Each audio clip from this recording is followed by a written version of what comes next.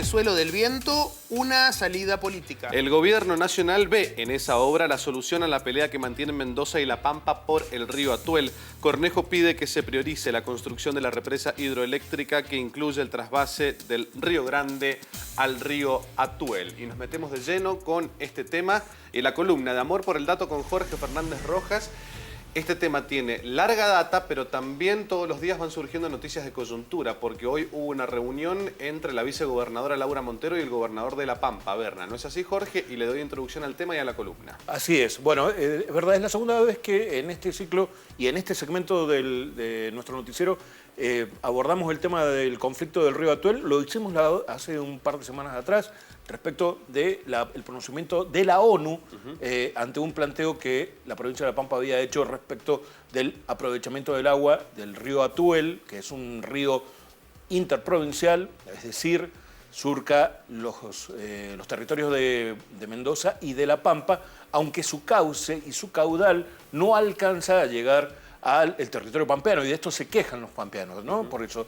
Y ahí está radicado principalmente el conflicto entre las dos provincias. Ha habido distintos pormenores respecto de esta situación que se ha ido desarrollando y que ha tenido y se va evidenciando una salida política aún con la resistencia de la provincia patagónica, que está encarnada en la figura de su gobernador, Carlos Berna. Pero para esto vamos a mostrar la placa. Le vamos a pedir al señor director que nos muestre nuestra placa de nuestra columna de Amor por el Dato de este día miércoles. Ustedes verán allí, entonces, en principio, el dato, que es 3/2017. Es marzo del año que viene. Esa es la fecha aproximada que ha puesto el gobernador para que la obra de la represa hidroeléctrica Portezuelo del Viento, tan postergada, por cierto, se abran los sobres de licitación. Los personajes, bueno, ya había anticipado el gobernador de La Pampa, Carlos Berna, y el gobernador de la provincia, Alfredo Cornejo, y la vicegobernadora, Laura Montero. Montero y Berna hoy se vieron las caras en la ciudad de Buenos Aires, a instancias de la Nación, y como mediador, digamos, el secretario de Recursos Hídricos de la Nación. El factor preponderante y determinante de este segmento es, en este caso, Portezuelo del Viento, la mega obra pública que se está proyectando, y la salida del conflicto del río Atuel. De eso es el disparador de esta columna. Pero para esto voy a tener un colaborador de lujo, si no les viene mal. Vamos a escuchar y a ver al gobernador de la provincia que esta mañana habló ante las cámaras y ante los medios después de un acto oficial allí en la Biblioteca San Martín, y esto dijo respecto de la posibilidad de realizar la obra Portezuelo del Viento. Recordemos que un día antes, ayer, estuvo también el mismo funcionario nacional que hoy recibió a Montero y a Berna, estuvo en Malargüe, en el lugar, en el paraje donde debería en un futuro estar la represa hidroeléctrica. Veamos y escuchemos al gobernador. El proyecto ya está prácticamente listo. Nosotros creemos que en 20 días terminamos como para poder licitar. En marzo, abril, abrir los sobres de los oferentes para la construcción y empezar la construcción, que tiene 5 años de ejecución total, pero que podemos estar empleando alrededor de entre 2.000, 2.500 y hasta 3.000 personas en el pico de la obra. Y lo importante es que va a generar más de 200 megas, es decir, va a generar más que Potrerillos. Y el generado de la energía y el generado de las regalías nos puede permitir volver a ser una provincia que genere mucha energía. El hecho de cobrar regalías y cobrar la energía por parte de la provincia nos va a permitir apalancarnos en esa cuenta de ingresos que va a tener la provincia para nuevos créditos de nuevas energías. Es probable que el presidente esté el 17 de agosto en Mendoza. No hemos hablado de anuncios, a nosotros nos importa revalorizar a la provincia como la provincia donde estuvo San Martín, donde hizo la gesta libertadora, y la verdad que queremos que tenga trascendencia nacional. Le hemos pedido que los actos del 17 se hagan acá y en principio ha accedido. La última parte del informe captado por nuestras cámaras y por nuestros micrófonos, ustedes verán, amigos, amigas, es un anuncio del gobernador que ratifica o confirma la presencia de Mauricio Macri en Mendoza para el miércoles. Exacto. El miércoles de la próxima semana, 17 de agosto. 17 de agosto, conmemoración de la muerte del general San Martín. Y estaba dentro de esa previsión, dentro de esa agenda, se nota evidentemente que hay una aproximación cada vez más cercana entre la provincia y la nación en cuanto a relaciones institucionales y políticas concretamente. Y de eso se está valiendo el gobernador y, como habrán escuchado, las proyecciones que hace en números y en cuestiones que tienen que ver con la factibilidad de realizar la obra, es promisorio para Mendoza, dada que la obra pública es muy importante y conlleva un gran movimiento en cuanto a la producción de trabajo, concretamente la generación de trabajo que va a tener durante muchos años, porque se trata de una obra a gran escala. Bueno, pero volvemos al presente. Muy cerca de estas horas terminó una reunión que fue rápida y furiosa, digamos, por parte del gobernador Carlos Berna, el pampeano, que se reunió en Casa de Gobierno, en Casa Rosada, junto al secretario de Recursos Hídricos y de la vicegobernadora Laura Montero, como habíamos dicho, y Berna, según los dichos propios del mismo gobernador de La Pampa, convalidados por la vicegobernadora mendocina, solamente puso como condición para empezar a charlar que se concretara el comité de Cuenca. ¿Qué es esto, Nato y Gerardo? Sí. Concretamente es un organismo que se fue generando a través de un acuerdo que las provincias en 2008 firmaron y que establecían este organismo interprovincial que regulaba, o la intención era regular, el aprovechamiento del río. Bueno, jamás se concretó esto, ¿no?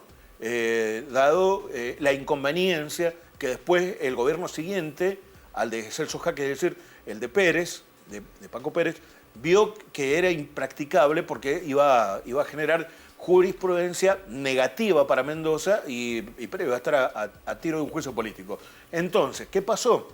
Bueno, La Pampa otra vez endureció su posición, fue a la Corte e hizo la segunda demanda ante el Alto Tribunal Federal.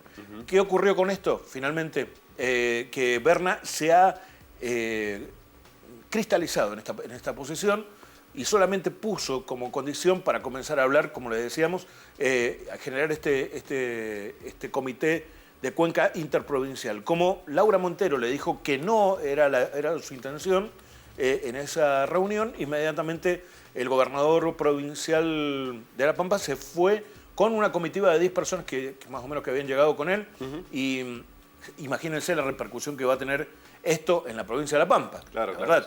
O sea, hay un distanciamiento aún mayor entre los gobiernos, aunque, según los dichos de la vicegobernadora, después de esa reunión, ella pudo consolidar el plan de obra en la región del sur para poder promover el mejor aprovechamiento del río Atuel, y entre las cuales la obra maestra, por decirlo así, es la que venimos puntualizando, que es Portezuelo del Viento. Así están dadas las cosas y este es el panorama con el que nos encontramos a esta altura de la semana con el caso del río Atuel, que ha tomado una relevancia ya más bien provincial. Ustedes se darán cuenta que esta situación, este conflicto, en el Gran Mendoza no era tan cercano. Sí, en las ciudades del sur, concretamente, de los 3 departamentos afectados, pero ahora ya tiene carácter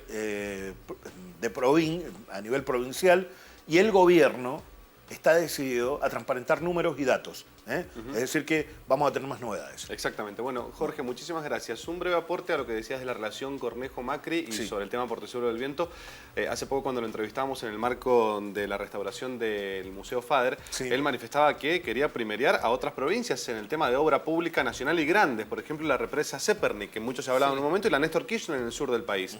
De alguna manera, claro, quiere primerear y les le está tratando de decir a Macri que si tiene que poner plata para la obra pública, que lo haga en Portezuelo del Viento, ¿no? Es el gesto político que ha tenido el gobernador y que lo está tratando de hacer con Macri, también, bueno, con estas invitaciones a la provincia. Sí, y una ¿no? obra pública que le sirve al gobierno Claro. provincial, como bien decía Jorge, y que también le sirve al gobierno nacional en el sentido de que va directo hacia el tema de producción de energía y también en la generación de trabajo. Déjame decirles un detalle, digamos, de la buena descripción del escenario que ustedes están marcando. También esto tiene un costado político importante, que es la proyección nacional que tiene Cornejo en este sentido, que no le va, digamos, no hay puntada sin hilo en este caso. Muy bien. Punto final el tema para Portezuelo del Viento, para el conflicto con el río Atuel. Antes de ir a la pausa, ya decíamos en la apertura del programa que íbamos a hablar de las declaraciones de Gustavo Cordera, el ex líder de la Versuit. Vamos a tener a una invitada muy especial aquí en nuestros estudios. Va a estar Gisela Ferraro también, periodista de cultura, abordando este tema, que ya ha hecho incluso un abordaje muy parecido con otros casos de denuncias con ex líderes de algunas bandas de rock, con algún tipo de declaraciones similares y con denuncias por violencia de género. Dicho este escenario, antes de entrar a la pausa y al tratamiento del tema, la posición editorial, la apreciación y el aporte que hace Jorge Fernández. Bueno, solamente para nuestros amigos televidentes que nos ven a diario y también para consolidar entre nosotros, esto lo hemos hablado en nuestras reuniones de producción siempre y desde el inicio de este ciclo de Universidad Noticias, es que nosotros marcamos nuestro trabajo periodístico en 4 ejes. Son derechos humanos, ciudadanía, noticias universitarias y cuestiones de género, concretamente. Y sobre este punto, sobre este eje, es que siempre insistimos en profundizar los temas e ir más allá de la noticia que, no por ser escandalosa, deja de ser recurrente. Y a esta altura queremos decir, y confesarlo, digamos, públicamente, que nosotros tomamos esta posición desde este lugar, de este espacio público, admitiendo y aceptando que el machismo socialmente está inserto entre nosotros. Nosotros lo aceptamos y lo asumimos. Y como cualquier enfermo, digamos, que acepta su enfermedad, estamos dispuestos a curarnos. Y esta curación se hace desde este lugar y con mucho orgullo, lo digo, por la cantidad de cuestiones fundamentales que nos movilizan a todos los que trabajamos acá. Estamos dispuestos a colaborar con el cambio cultural. Exactamente. Y de eso se trata. Bueno, por eso así vamos a abordar el tema Cordera ahora dentro de un rato. Exactamente. Un breve aporte, lo hablábamos con Gerardo fuera del aire. Este tema de la internalización o de lo natural, que por ahí hacemos algunos comentarios que son violentos y machistas, que no nos damos cuenta en realidad. Por eso es aceptar el problema y tratar de atacarlo desde el rol de periodista, tratándolo en profundidad, ¿no? Así es, sí. Que mucho nos cuesta también como periodistas cómo preguntar en estos casos, como hombres también periodistas, en casos de violencia de género. Jorge, gracias. Nos reencontramos la semana que viene. Nos vemos. Dale. Hacemos una pausa, ya venimos.